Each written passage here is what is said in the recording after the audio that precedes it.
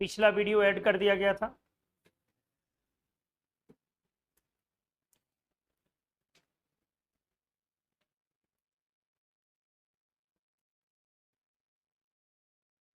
शुरू किया जाए। Terms related with mass of atom, atom के मास से जुड़े हुए टर्म्स। टॉपिक 2, पहला जो टॉपिक था उसमें कुछ बेसिक मोलर कैलकुलेशंस हमने करे थे और एटम के कुछ बेसिक चीजों के बारे में हमने समझा था, जिसमें मोल बेसिकली यही था ना। चार्ज पर हमने कैसे मोल को इस्तेमाल किया, एटम्स पर कैसे हमने मोल को इस्तेमाल किया, छोटे छोटे मोलर कैलकुलेशंस टॉपिक 1 में था। सेकंड टॉपिक है ये एटम के मास से related terms. Atomic mass, GM का मतलब हुआ ग्राम एटॉमिक मास, आरएम का मतलब हुआ रिलेटिव एटॉमिक मास और एमएम का मतलब हुआ मोलर मास। इन सारे टर्म्स से हम लोग फैमिलियर होते हैं, क्या है कब क्या बोलना है। ठीक है, चलो स्टार्ट किया। सबसे पहला टर्म है लोग एटॉमिक मास।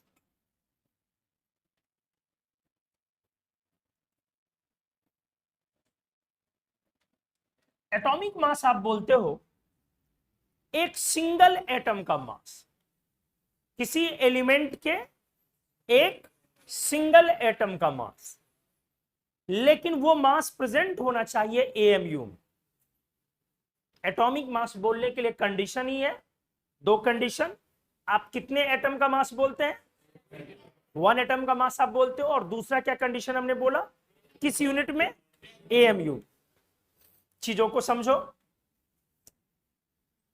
जैसे एक टर्म होता है एक मोल का मास, आपने सुना है 9th-10th में, अच्छा सुनोगे, एक मोल एटम का मास, और एक टर्म हमने इस्तेमाल किया एक एटम सिंगल एटम का मास। तो atomic mass is related with mass of a single atom of any element या mass of 1 mole atoms of an element, single atom. पहला टर्म क्लियर। दूसरा हमने क्या उसमें कंडीशन बोला लो कि आप यूजुअली मास के लिए ग्राम शब्द इस्तेमाल करते हो, लेकिन एटॉमिक मास के लिए आपको कौन सा टर्म इस्तेमाल करना है, AMU, atomic mass unit. Clear हो गया। तो दो चीजें हमने बोली कि ये जो आप एटॉमिक मास बोल रहे हो, पहला पॉइंट हमने बोला ये मास of 1 mole atoms of an element है या नहीं, बोलो है या नहीं, बिल्कुल नहीं है, नहीं है ना छोटो। ये क्या है, मास ऑफ अ सिंगल एटम। दूसरा टर्म हमने बोला मास प्रेजेंटेड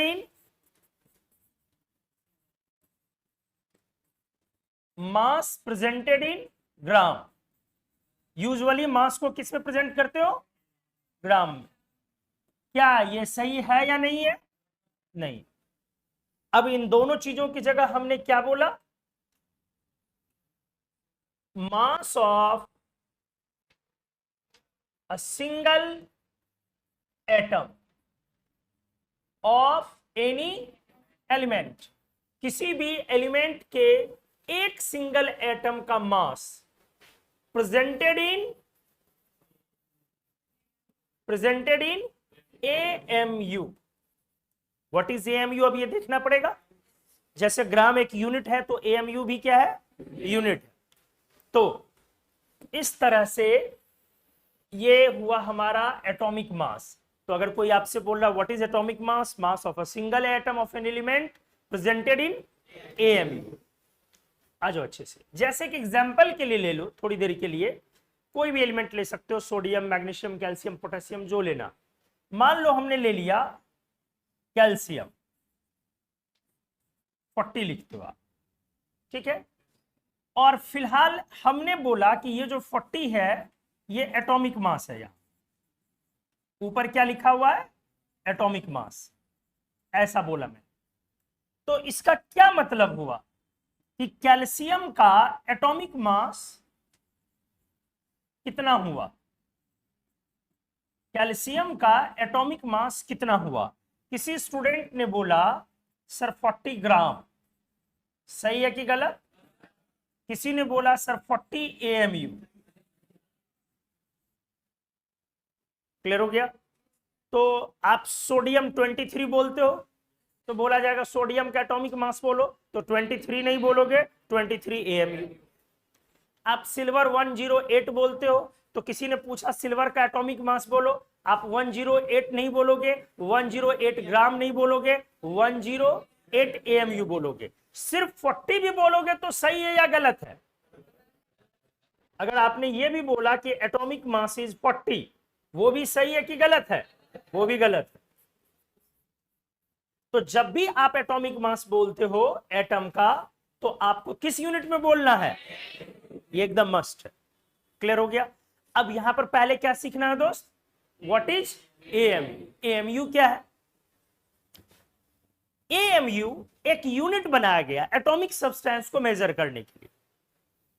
ठीक है, AMU एक यूनिट तैयार किया गया एटॉमिक या मॉलिक्यूलर सब्सटेंस, एटॉमिक ही कह लो, सब्सटेंस को मेजर करने के लिए, मापने के लिए, तौलने के लिए एक यूनिट तैयार किया गया। जैसे मान लो अगर आप फल मंडी, सब्जी मंडी वगैरह समझते हो, क्या वहां पर फल को, सब्जियों को तौलने के लिए ग्राम यूनिट इस्तेमाल हो सकता है? नहीं हो सकता। वहां पर यूनिट चलेगा क्विंटल। क्विंटल। लेकिन सोने की दुकान पर क्या क्विंटल चल सकता है? नहीं, वहां चलेगा यूनिट ग्राम, मिलीग्राम। तो हर जगह पर सब्सटेंस का जो मास है, अमाउंट है, क्वांटिटी है, इसको देखते हुए एक सर्टेन यूनिट देखा जाएगा। तो एटॉमिक सब्सटेंसेज जो होते हैं, परमाणु या इससे जुड़ी हुई चीजें, वो नेक्ड आई से, नंगी आंखों से दिखती हैं या नहीं दिखती है? नहीं दिखती है। वो हल्की हैं या बहुत हल्की हैं? तो ऐसे चीजों को मेजर करने के लिए बहुत छोटा यूनिट तैयार करना पड़ेगा, और एक यूनिट तैयार किया गया AMU। तो व्हाट इज AMU? ये एक यूनिट डेराइव किया गया है, ग्राम का ही एक हिस्सा है, पार्ट है। ये एक यूनिट डेराइव किया गया है जो एटॉमिक सब्सटेंस को मेजर करने के लिए अपन डेली लाइफ में इस्तेमाल करेंगे। क्लियर हो गया? तो सर क्या तैयार किया गया? जैसे हम लोग के पास अगर मान लो हम लोग अगर गांव में तो कभी रहे होगे, रहे हो, तो वहां पर बराबर चावल, गेहूं वगैरह बेचा खरीदा जाता। तो आप देखोगे कि अगर ज्यादा क्वांटिटी है और लोगों के पास जो वो मेजर करने वाले होते हैं यूनिट, कंपैरेटिव यूनिट, जिसको बटखरा बोलते हैं बटखरा। मैडम लंदन से लॉन्च हुए हैं क्या? बटखरा नहीं जान रही हैं? हाँ ठीक, कोई नहीं। हम लोग जो डेली वो 1 kg 2 kg का दुकान पे 1 kg 2 kg देखे हैं ना, हाँ वही बटखरा हुआ। हाँ अच्छा, अब कंप्यूटर चल रहा है तौलने के लिए। वाह, तुम भी दहेज में कंप्यूटर से तौलवा के खुद को पैसा लेना है। तो हम लोग जब तौलते हैं तो गौर की होगी एक चीज, अपने पास अगर कोई बड़ा यूनिट नहीं है तो हम लोग क्या करते हैं, कुछ अमाउंट को एक यूनिट बना देते करते हैं, केजी वेजी नहीं, सर्टेन इतना अमाउंट हुआ उसको एक यूनिट बना दिया। अब इतने से भैया 3 बार हमने लिया, 3 बार तुमको दिया। करते हैं कि नहीं करते? तो AMU एक यूनिट बना लिया, ग्राम को ही डेराइव किया गया। डेराइव किया जाना मतलब उसी को बदल दिया। तो AMU एक यूनिट तैयार किया। क्या तैयार किया गया? ध्यान से देखो, AMU से तौलना किसको है? AMU से किसे तौलना है? नहीं, मैंने पूछा AMU से किसे तौलना है? एटॉमिक सब्सटेंस को तौलना। तो AMU क्या है? कार्बन का एक एटम पकड़ लो। कार्बन है तो कार्बन के आइसोटोप्स बहुत सारे हैं, उसमें से 12 वाला पकड़ो, पहले C12 पकड़ो, और उसका एक एटम उठा लो। ठीक है, उसके वजन उसका ग्राम में आएगा तौलने पर, उसके वजन का 1/12 कर दो, 1/12। समझ गए? कार्बन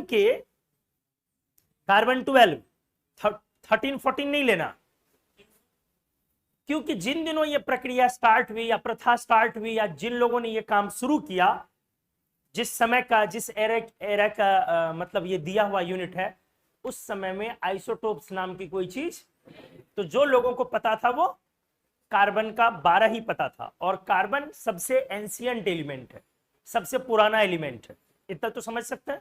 इसलिए कार्बन को ही क्या ले लिया गया, रेफरेंस ले लिया गया। और 10 एलिमेंट ऐसे हैं जो एंशियंट है। एंशियंट मतलब अति प्राचीन, प्रीहिस्टोरिक।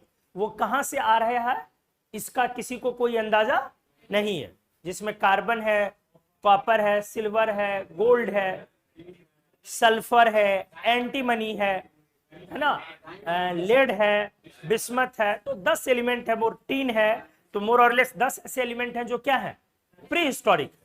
तो कार्बन को एक रेफरेंस के तौर पे लिया गया। हालांकि अलग अलग साइंटिस्ट आते हैं जब, तो वो लोग ये भी कहते हैं कि क्या जरूरी है कार्बन को ही ले।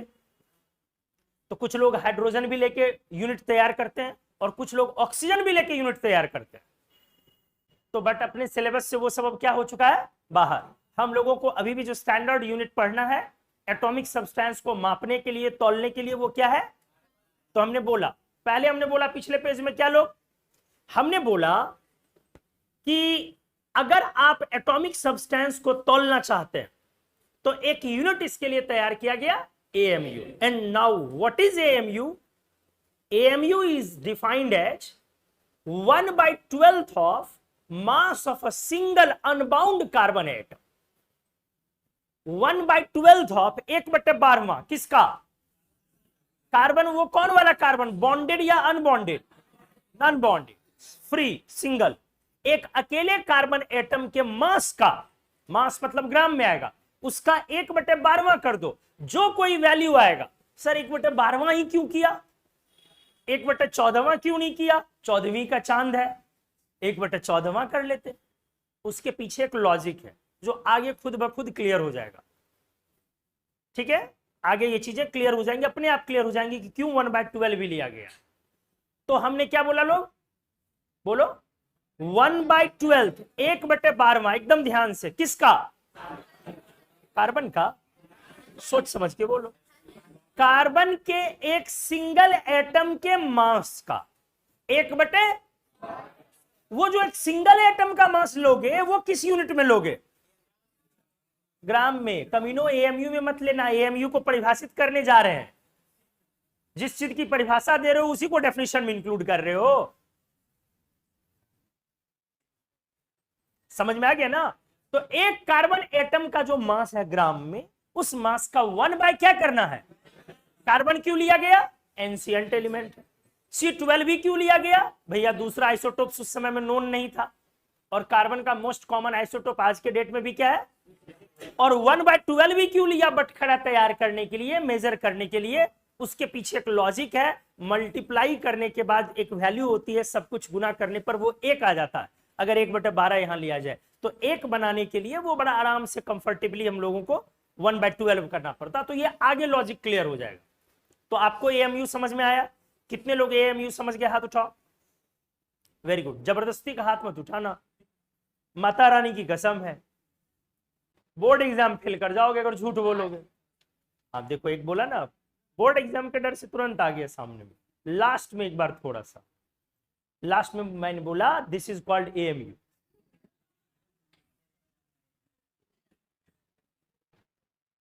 AMU एक यूनिट तैयार करते हैं, बटखरा तैयार करते हैं एटॉमिक सब्सटेंस को तौलने के लिए या मापने के लिए।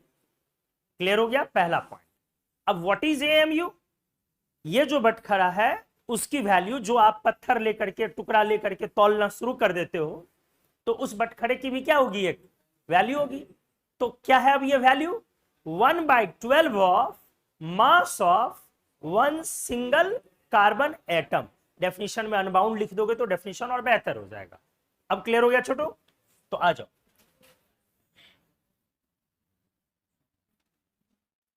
बहुत दिमाग खाते हो, हाँ।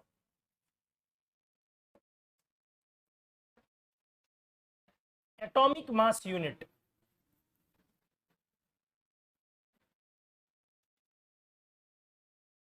AMU, ठीक है।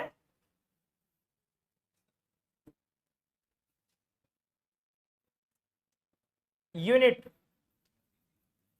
derived for measuring atomic substances. सही है, क्या बोला बेटा मैंने? यूनिट डेराइव किया गया। डेराइव किया जाना मतलब क्रिएट किया जाना, बनाया जाना। किस चीज के लिए?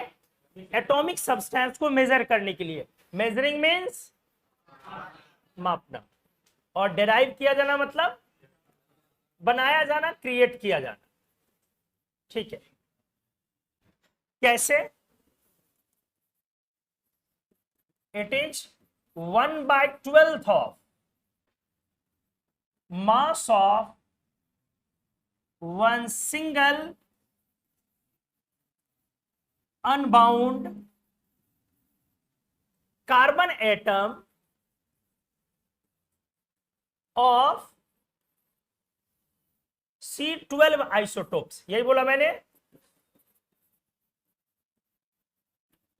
सही है? देख लो बेटा अच्छे से। मीन्स एक AMU equals to 1/12 into mass of one carbon atom. C12 का ना, यही हमारा क्या हो गया? एक AMU का वैल्यू। अब एक कार्बन एटम का कुछ ना कुछ तो क्या होता होगा? वैल्यू होता होगा एक कार्बन एटम के मास का। एक कार्बन एटम जो आपने लिया, इसका तो कुछ ना कुछ वैल्यू आएगा ना तौलने पर। ये वाला जो बेटा टर्म है, इसकी वैल्यू है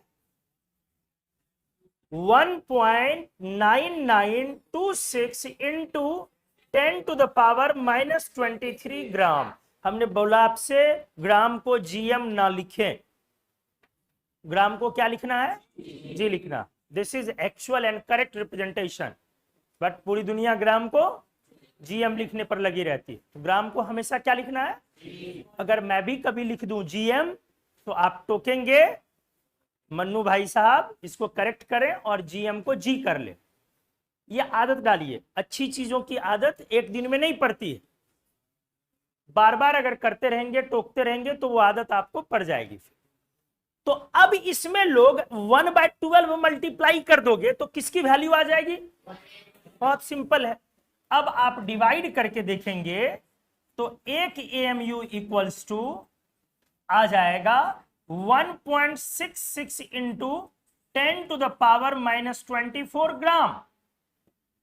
आराम से देखें, आप इस वैल्यू को समझ पा रहे हैं? यह वैल्यू बहुत करीब से गया है, आप याद आ रहा है? यह मास ऑफ अ प्रोटॉन है, एक प्रोटॉन के मास के बराबर है। आपको आया समझ में? अब आप समझ सकते हैं क्यों AMU के लिए बहुत सारे लोगों ने हाइड्रोजन को रेफरेंस पकड़ा होगा। हाइड्रोजन में प्रोटॉन है, न्यूट्रॉन है भी नहीं, और इलेक्ट्रॉन का मास काफी कम है। तो खैर एनीवेज, एक AMU की वैल्यू, अब ये दो वैल्यू आपके लिए इंपॉर्टेंट हो गई। पहली वैल्यू एक AMU वाली और दूसरी value mass of a single carbon atom वाली। तो जरा एक बार बता दो, मास of a single carbon atom कितना है? 1.9926 इंटू 10⁻⁻23 ग्राम। और 1 AMU की वैल्यू कितनी है? 1.66 इंटू 10⁻⁻24 ग्राम। पहले आपका क्लियर हो गया what is atomic mass unit? आप यहां तक दो पेज को लिख ले, तब तक मैं चाय निपटा लूं।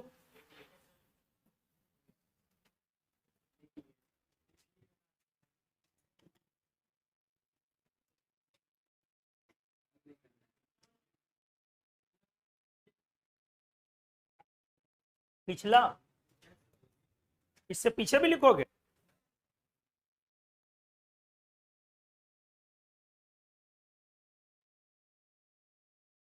नेक्स्ट आ जाऊं तो 1 AMU की वैल्यू क्लियर हुई और mass of a single carbon atom भी क्लियर हुआ है। मतलब रफली आपको याद रखना हो तो 1 AMU की जो वैल्यू हुई वो इक्विवेलेंट टू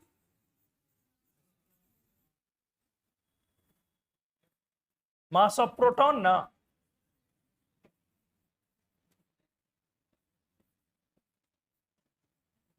बस ऐसे। चलो एनीवेज आ जाओ। एएमयू को मॉडर्न रिप्रेजेंटेशन के अकॉर्डिंग यू लिखते हैं। क्या लिखते हैं? YOU नहीं, सिर्फ यू।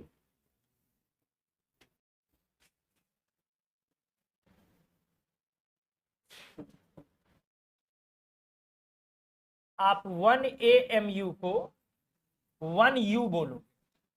क्या बोलोगे? U मतलब unified mass, U means, and इसको 1DA भी लिख सकते हो।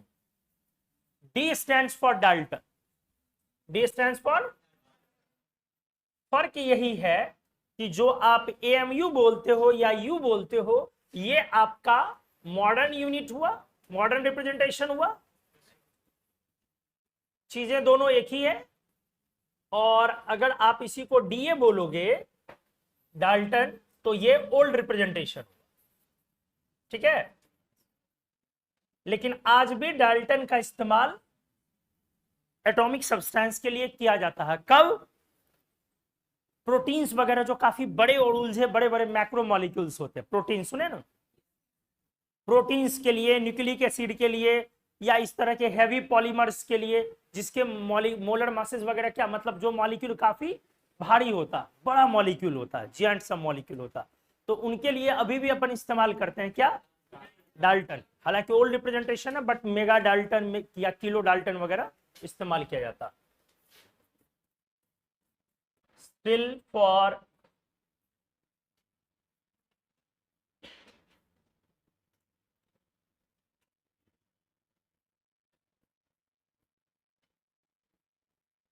measuring mass of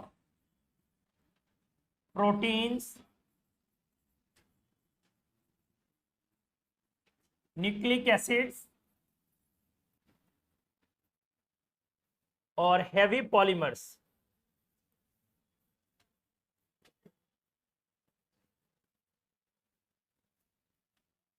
Dalton, sorry kilo लिख दो,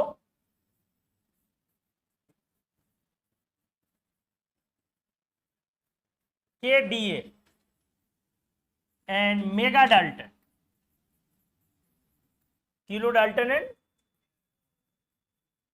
MGA, MDA,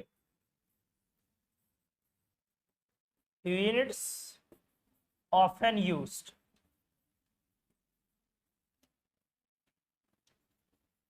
in modern chemistry, अभी भी मॉडर्न केमिस्ट्री में हम लोग किसके मास को मेजर करने के लिए? प्रोटीन्स, हैवी पॉलीमर्स या न्यूक्लिक एसिड्स वगैरह के मास को मेजर करने के लिए अभी भी क्या इस्तेमाल किया जाता है?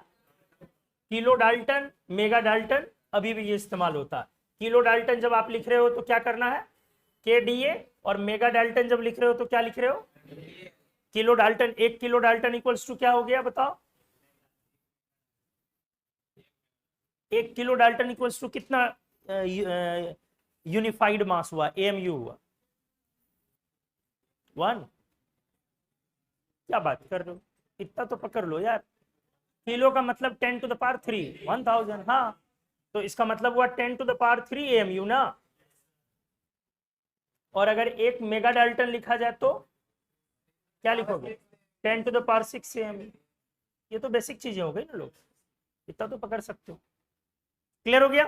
ठीक है, तो AMU पर बातचीत हो चुकी है। अब सेकेंड टर्म पे चला जाए। पहला टर्म कौन सा था? Atomic mass. एक टर्म और है मास नंबर, जो इनऑर्गेनिक में मस्त पढ़ते हो आप लोग। और इनऑर्गेनिक में सबसे ज्यादा यूटिलिटी मास नंबर की होती है। मास नंबर क्या होता है? क्या ये मास है? मास नंबर क्या होता है? क्या वो मास है? नहीं। मास नंबर क्या होता है? किसी एलिमेंट के प्रत्येक एटम में, एक एटम के न्यूक्लियस में number of proton and number of neutron का सम। क्या वो फ्रैक्शनल हो सकता है? नहीं हो सकता है। और आप इसको नंबर ऑफ न्यूक्लियॉन्स भी बोल सकते हो, क्योंकि प्रोटॉन और न्यूट्रॉन को कलेक्टिवली अपन क्या बोलते हैं? हमने एक टर्म और क्लियर करा था, क्या न्यूक्लियस में पाए जाने वाली सारी चीजों को हम लोग न्यूक्लियॉन्स बोलते हैं? नो, सिर्फ प्रोटॉन और न्यूट्रॉन को कलेक्टिवली न्यूक्लियॉन कहा जाता। हमने क्लियर किया था न्यूक्लियस में प्रोटॉन न्यूट्रॉन के अलावे और भी बहुत सारे न्यूक्लियर पार्टिकल्स आते हैं, जो कुछ टेम्पररी हैं, कुछ परमानेंट भी हैं, कुछ बनते हैं और किसी दूसरे में कन्वर्ट हो जाते हैं। इसीलिए हम जब भी न्यूक्लियॉन्स बोलते हैं तो सिर्फ किसको बोलते हैं? प्रोटॉन और न्यूट्रॉन्स को, बाकी को इग्नोर किया जाता। ठीक है, तो एक सेकेंड टर्म है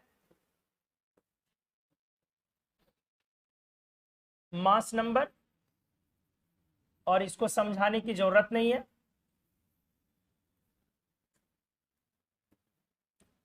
तो लिखना बेकार है, उस पर छोड़ दिया जा रहा है। थर्ड एक टर्म है ग्राम एटॉमिक मास। अच्छा हाँ, एक एग्जांपल लिख लो अगर आए हो यहां तक। अगर कैल्शियम 40 है और इस बार ये 40 क्या है? Mass number. तो आप यहां से क्या बोलोगे? Mass number of calcium equals to 40 gram बोल सकते हो। Mass number of calcium equals to 40 AMU बोल सकते हो। Mass number of calcium equals to 40 क्या बोल सकते हो? तीनों, ऊपर वाला नहीं, ये वाला भी नहीं, सिर्फ ये बोल सकते हो। मास नंबर जो होगा वो क्या होगा? यूनिटलेस प्रॉपर्टी ना, ये काउंटिंग नंबर है और कैन नेवर बी फ्रैक्शनल। तो क्लोरीन अगर 35.5 लिखा हुआ ऊपर, Cl के ऊपर क्या लिखा हुआ? 35.5, तो इसका मतलब क्या? उसका मास नंबर 35.5 हो सकता है। ये कभी भी fractional, this is sum of number of neutrons and protons inside the nucleus of each atom of an element. यही ना पॉइंट है। ठीक, क्या लिखना जरूरी नहीं है ना? लिखना जरूरी नहीं है ना? नेक्स्ट टर्म ग्राम एटॉमिक मास, GAM ना,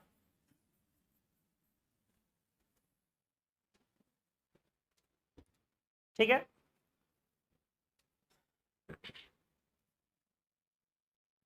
ध्यान से, ग्राम एटॉमिक मास, अब ये हुआ atomic mass presented in gram.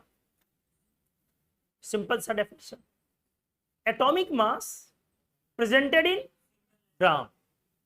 Single atom नहीं बोल रहा हूं, पहले पॉइंट सुनो। एटॉमिक मास प्रेजेंटेड इन ग्राम, तो ग्राम में तो एटॉमिक मास अपन बोलते ही नहीं है। एटॉमिक मास तो AMU में बोला जा रहा है। लेकिन हमने बोला यदि आप एटॉमिक मास को किस में बोलोगे? ग्राम में, तो this is called gram atomic मास। तो पहला पॉइंट ये लिख लो,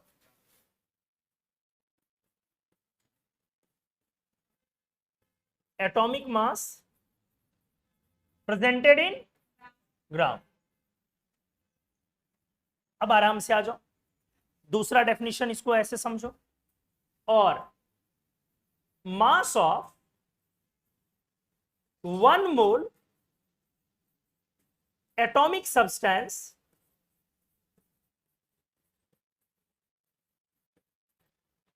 इन ग्राम।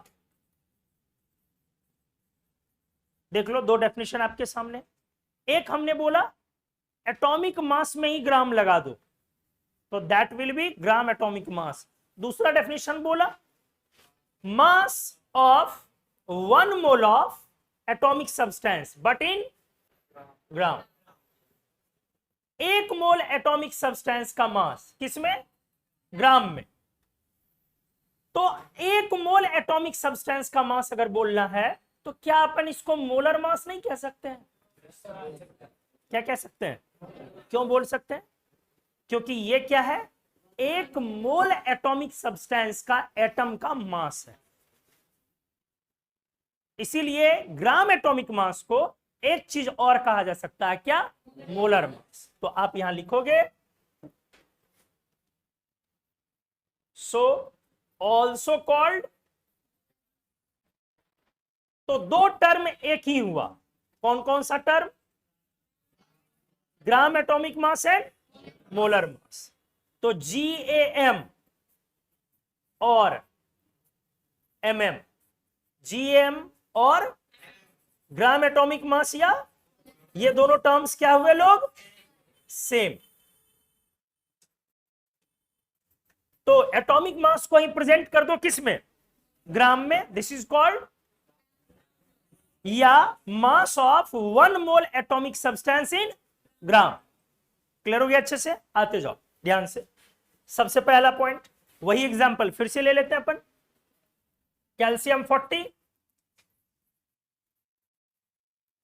अब आप ये बताओ, gram atomic mass of calcium equals to 40 AMU, सही या गलत? Gram atomic mass of calcium equals to 40, क्या बोलोगे लोग? Gram atomic mass of calcium equals to 40। हाँ वेरी गुड, समझ में आ गई चीजें।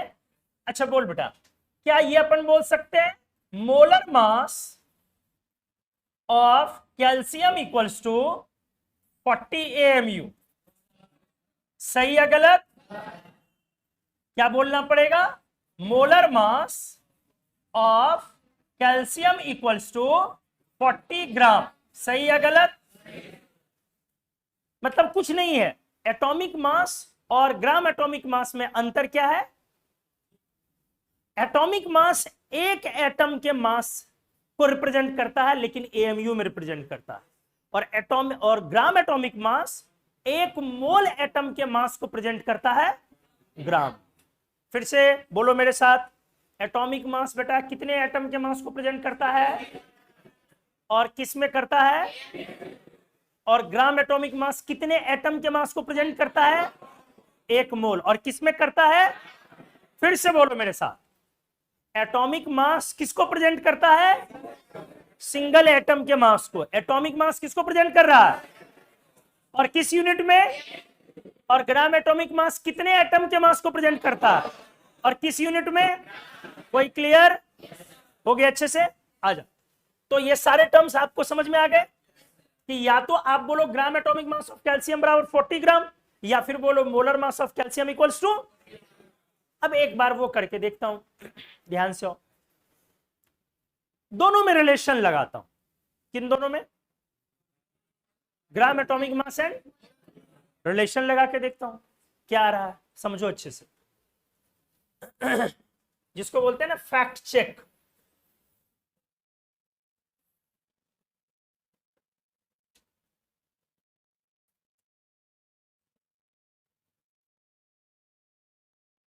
ठीक से देखो,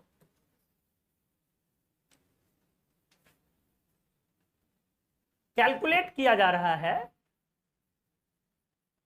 calculation of 1 mole of calcium atoms. Calculate किया जा रहा है क्या? 1 मोल ऑफ, मतलब ग्राम एटॉमिक मास ऑफ कैल्शियम। बोलो, आदत डालना सीखो। ग्राम एटॉमिक मास ऑफ, यही हुआ 1 मोल कैल्शियम एटम्स। या कह लो कि अपन रिलेशन देखना चाहते हैं, रिलेशनशिप बिटवीन किसके किसके बीच? Atomic mass and molar mass या ग्राम एटॉमिक मास। आदत पड़ जानी चाहिए बेटा अच्छे से। MM या GM एक ही चीज हुई ना। चला जा, देखो कैसे, ध्यान से। तो बोलोगे कि sir gram atomic mass equals to mass of 1 mole atoms in gram equals to Avogadro number, constant नहीं है नंबर है, into mass of 1 single calcium atom. बोलो, ग्राम में ना। चलो अभी इसको रहने, ध्यान से सुनो। ग्राम एटॉमिक मास निकालना है, तो what is gram atomic mass? Mass of 1 mole of atom. तो इसका मतलब क्या हुआ? मास of a single atom into Avogadro number, क्योंकि 1 मोल की वैल्यू एवोगैड्रो नंबर है। क्लियर है लोग यहां पर? किसी को कोई डाउट? बोलो। तो अपने आप वो 1 मोल एटम का मास निकल जाएगा। अब Na into this is what? This is atomic mass, this is, है कि नहीं है? इसका मतलब अगर आपको ग्राम एटॉमिक मास निकालना होता है तो आप एवोगैड्रो नंबर से मल्टीप्लाई करते हो बेसिकली, किसमें? एटॉमिक मास में। बहुत सिंपल सी बात है। अगर आपको ग्राम एटॉमिक मास चाहिए तो आप एवोगैड्रो नंबर से मल्टीप्लाई कर देते हो, किसको? एटॉमिक मास को। आराम से सुनते जाओ। Equals to Na into 40 AMU, बोलो, equals to 6.02 into 10 to the power into 40 into, अब 1 AMU है यहां, बोलो, तो 1 AMU की वैल्यू लिख दोगे क्योंकि आपको तो ग्राम में आंसर चाहिए। तो 6.02 into 10 to the power 23 into 40 into 1.66 into 10 to the power -24 gram ना। बेटा आराम से देख, 16 गुना 6, 16 इंटू 6, 9.6 आया यहां। तो लगभग इसको 10 मान ले, और इसको देख 10 पर पावर -23 और 10 पर पावर -24, तो 10 टू द पावर -1 इंटू 10, 1 हो गया।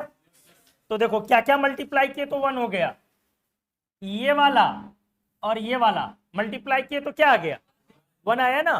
तो सिर्फ बचा क्या? 40। तो इक्वल्स टू क्या आ गया लोग? अब आपको समझ में आ गया, वही चीज आ गया जो हमने बोला, ग्राम एटॉमिक मास ऑफ कैल्शियम 40 ग्राम।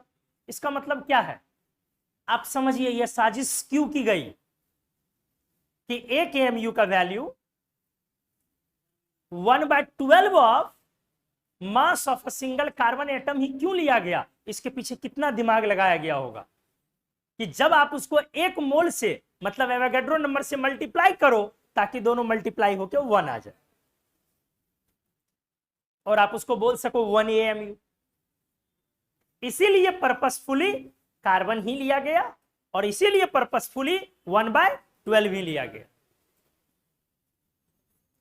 अगर ये 1/13 लिया जाता और तब आता 1 मल्टीप्लाई होके, तो आज डेफिनेशन 1/13 पे बना होता। अब आपको लॉजिक समझ में आया? क्योंकि हमें बटखरा बनाना है 1 AMU। तो 1 AMU कोई ऐसा, और वो 1 मोल एटम से उसको कनेक्ट करना है ग्राम एटॉमिक मास से, तो वो ऐसी वैल्यू ली गई है, उसके पीछे AMU के पीछे ऐसी चीजें ली गई है कि जब उसको आप एवोगैड्रो नंबर से मल्टीप्लाई कर दो 1/12 या जो भी आए उसको मल्टीप्लाई कर दो तो वो 1 आ जाए। अब कितने लोगों को ये बातें समझ में आ गई? वेरी गुड, बहुत अच्छा। तो हर चीज के पीछे साइंटिस्ट ने इस पर काफी काम किया। ये कोई मामूली कैलकुलेशन नहीं है जो आप आराम से आज पढ़ ले रहे हो। तो आप यहां पर एक बड़ी अच्छी चीज आपने सीखी लोग, बहुत अच्छी चीज आपने सीखी, गौर करो। क्या? पहला point, gram atomic mass equals to Avogadro number into mass of single atom. चलो ना, इसको एटॉमिक मास लिख दो, सही है। और दूसरा पॉइंट आपने सीखा, जब आप Na को मल्टीप्लाई कर दो 1 AMU से, वही चीज लिख रहा हूं फिर से, दिस इज 1 ग्राम, वही चीज फिर से लिखा, बट इसको और सिंप्लीफाई करके लिख दिया। और ये आपको आज से याद रहना चाहिए, काफी इंपॉर्टेंट हो गया रिलेशन।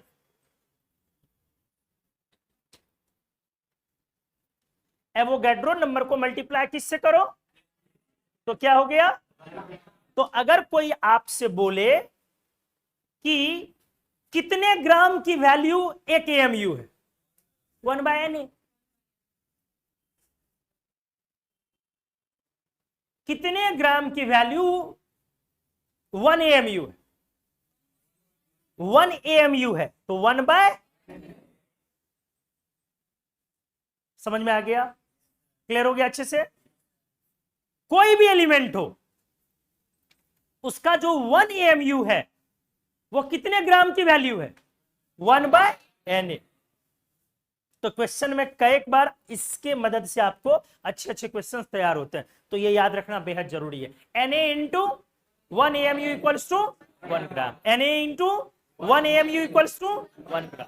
ये बहुत बार आपको काम आएगा। क्लियर हो गई चीजें? चलो, तो इस तरह से हमने आपको यह दिखाया कि ग्राम एटॉमिक मास या मोलर मास किसे कहते हैं। तो मोलर मास एक मोल या ग्राम एटॉमिक मास एक मोल एटॉमिक सब्सटेंस का मास है ग्राम में, और एटॉमिक मास प्रत्येक एटम का मास है AMU, और 1 AMU इक्वल्स टू 1.66 इंटू 10⁻⁻24 ग्राम।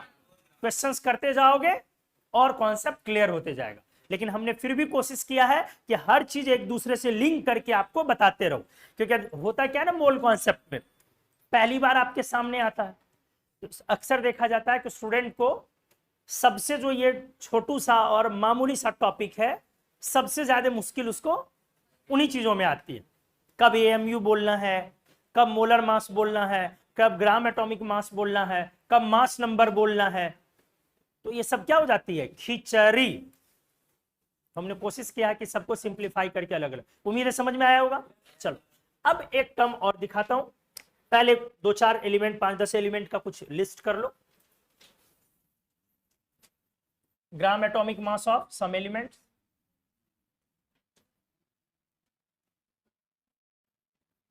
कुछ एलिमेंट्स के ग्राम एटॉमिक मास दिखवा दे रहा हूं, ध्यान दो। और आपको बहुत सारे एलिमेंट के ग्राम एटॉमिक मास या मोलर मास याद रहने चाहिए। Hydrogen, beryllium, boron, carbon, nitrogen, oxygen, fluorine, neon का थोड़ा कम काम आएगा, sodium, magnesium, aluminium, silicon, phosphorus, sulphur, chlorine, argon का भी थोड़ा कम काम आएगा, पोटेशियम, कैल्शियम, नहीं स्कैंडियम वगैरह का काम नहीं आएगा ज्यादा, जो काम आएगा वो बता दे रहा हूं, क्रोमियम, आयरन का थोड़ा यूज आएगा अच्छा खासा, कॉपर, जिंक का काम आएगा, फिर उसके बाद आपको ब्रोमीन का अच्छा खासा यूज होएगा, आयोडीन का बहुत अच्छा यूज होएगा, सिल्वर का यूज होगा, गोल्ड का यूज होगा, लेड का यूज होगा, मर्क्यूरी का यूज होगा, नहीं जिसका यूज होगा मैं वो दिखा दे रहा हूं कुछ कुछ, इन सब एलिमेंट्स का, और कुछ कुछ आएगा तो मैं लिखते जाऊं। आप क्या इस्तेमाल करोगे, 1 gram, 9 gram boron, 10 gram carbon, 12 gram nitrogen, 14 gram oxygen, 16 gram fluorine, 19 gram sodium, 23 gram magnesium, 24 gram aluminium, 27 gram silicon, 28 gram. बाकी तो आप लोग गुना 2 करने में उस्ताद हो ही, लेकिन बहुत जगह पे नहीं होता है, और वो एटम की अपनी स्टेबिलिटी है।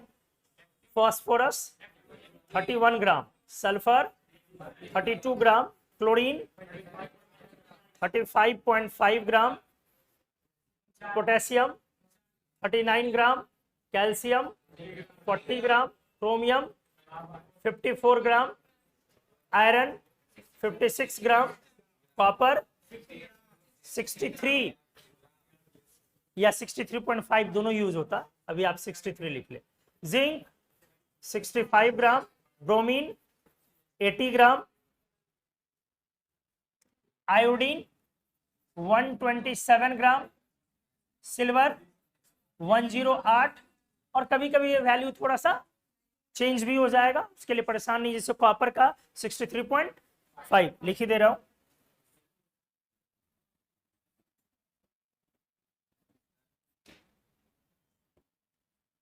कुछ कुछ वैल्यू आपको याद रहने चाहिए। गोल्ड 198 ग्राम, लेड 208 ग्राम, ओ सॉरी लेड है ना, हाँ सही है, 208 ग्राम, और mercury 200।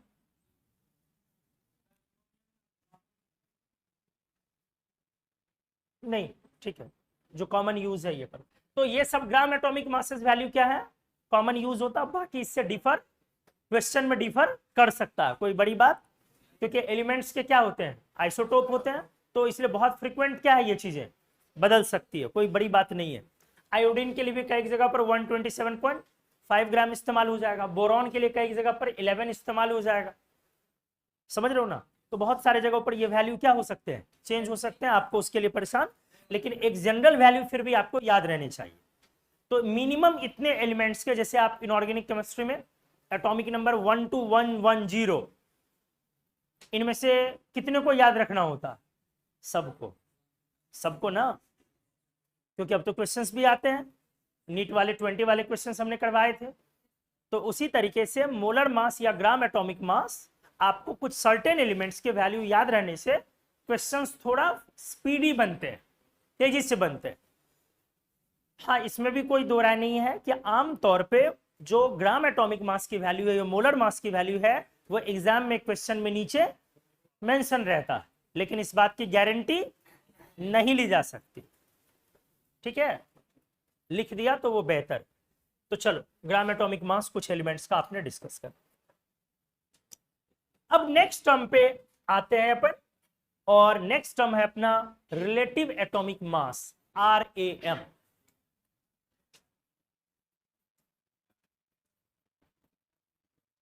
Relative atomic mass, what is this, RAM।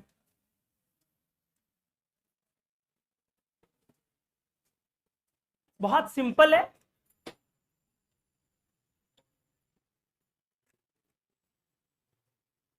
एक एटम का मास 1/12 of mass of each unbound carbon atom of C12 isotopes की तुलना में। क्या क्या बोला, बोलो,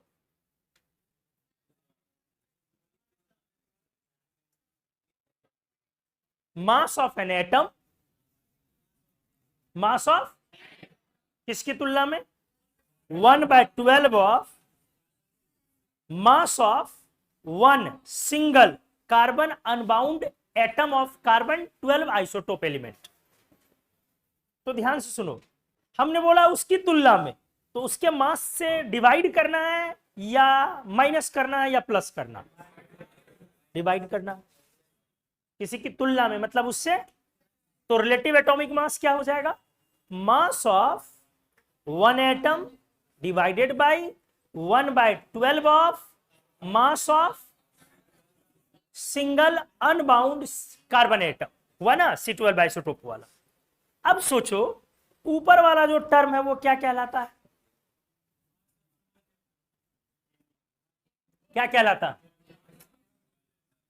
ऊपर वाला टर्म क्या कहलाता ना, अरे एक न्यूमरेटर आया, एक डिनोमिनेटर आया ना बे, तो न्यूमरेटर को क्या बोलते हो उस ऊपर वाला का, हे प्रभु ले जाओ, बहुत बोझ बढ़ गया है, हमको छोड़ देना। अच्छा रोज बोलते हैं, तब भी भगवान ले नहीं जा रहे हैं, तो आ जाओ किसी दिन कार के नीचे। अच्छा न्यूमरेटर को अंश बोलते हैं, वाह, मेरे माथे पे सी लिखा हुआ है। देख बेटा मैंने क्या बोला, ध्यान दे, हमने बोला mass of one atom of any atomic substance relative to, कितना सिंपल है रे, relative to 1/12 of mass of a single unbound carbon atom. कौन से आइसोटोप का,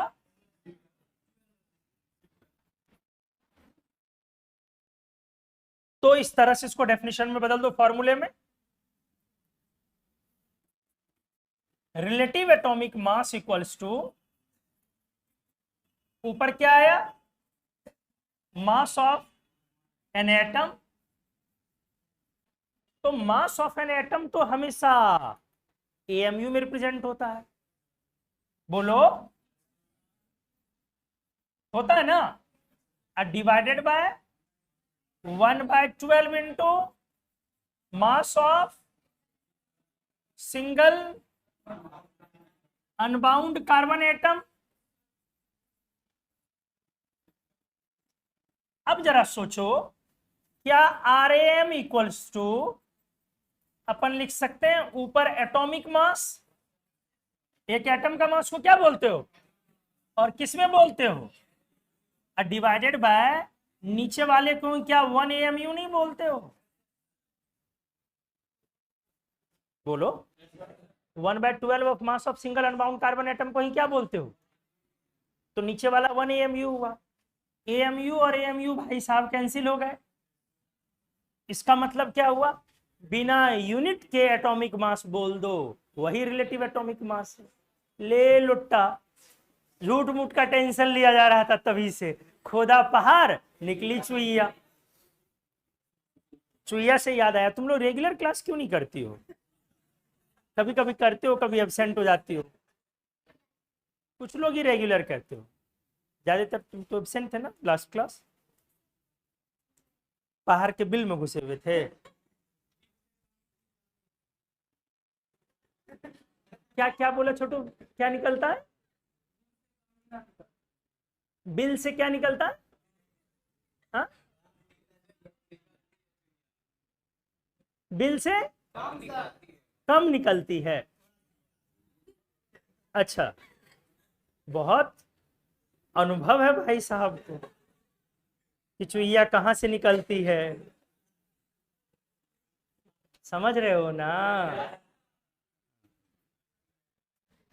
तो इस तरह से हमारा RAM जो हुआ रिलेटिव एटॉमिक मास, वो एटॉमिक मास ही है, विदाउट यूनिट की विथ यूनिट, विदाउट यूनिट।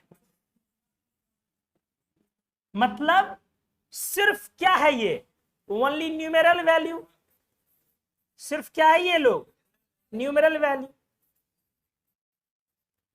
कोई दिक्कत तो नहीं है, आप समझ गए। हाँ डेफिनेटली शुरू में लग रहा था, जितनी भूमिकाएं बनाई जा रही थी, लग रहा था कि कुछ बड़ा चीज निकलेगा, लेकिन कुछ नहीं है। मतलब 1 AMU के रिस्पेक्ट में तो कुछ नहीं है, RAM सबसे फालतू चीज है और इसका कोई यूज नहीं है। इन प्रैक्टिस हम लोग RAM ही बोलते हैं, क्योंकि वैल्यू कौन उतना बोलने जाए, AMU। इतनी देर में तो चंद्रयान पहुंच जाए, तो हम लोग RAM ही यूजुअली बोलते हैं, ठीक है।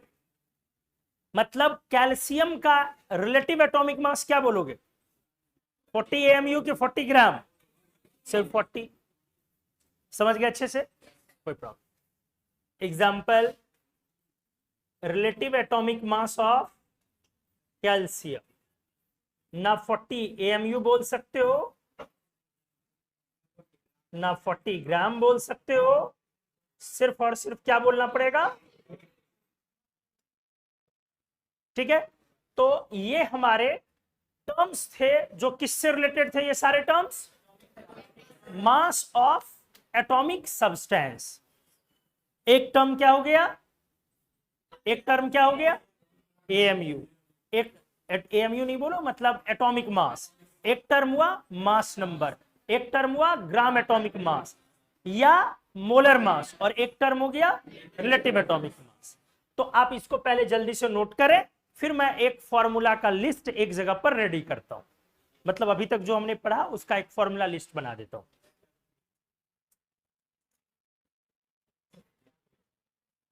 पेज नंबर 4 से ना, 3 तो लिखा हुआ होगा ना लोग, 4 से।